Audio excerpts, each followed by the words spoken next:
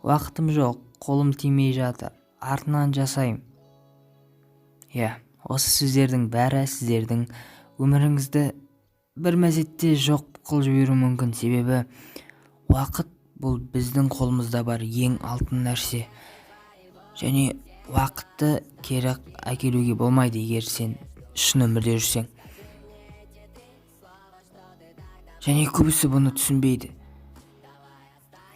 Мысалы, мен мынандай ақша табатын схемалармен өте кеш жұмыс жасай бастадым. Өте кешігіп қалдым.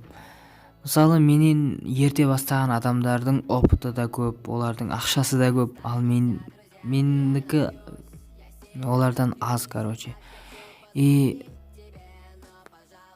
уақытты босқа құртуға болмайды. Мысалы, мен автомойкада жұмыс жасағанда, ал мен жатадым.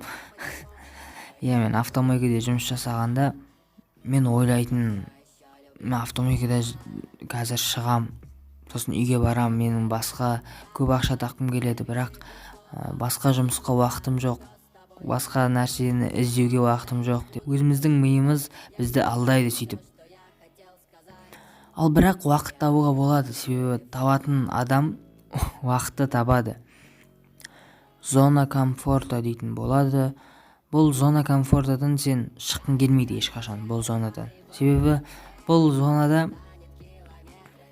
сен өзіңнің жақсы көретін кәдімгі өміріңмен өмір сүргің келеді.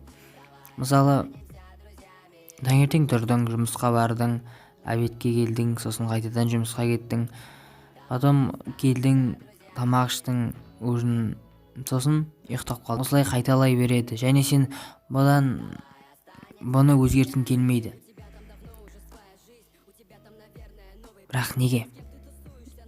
Және жаңағы сөз, менің уақытым жоқ, қолым тимейді, осының бәрі біздің өмірімізді құртып жатыр.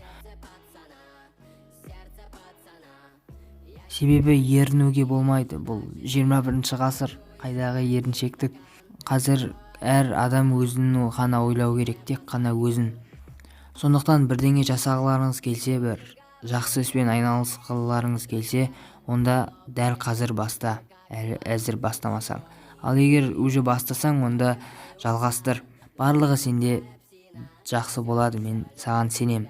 Каждый сантиметр твоего тела станет километрами между нами. Скажи мне эти 3 слова, что ты так давно хотела.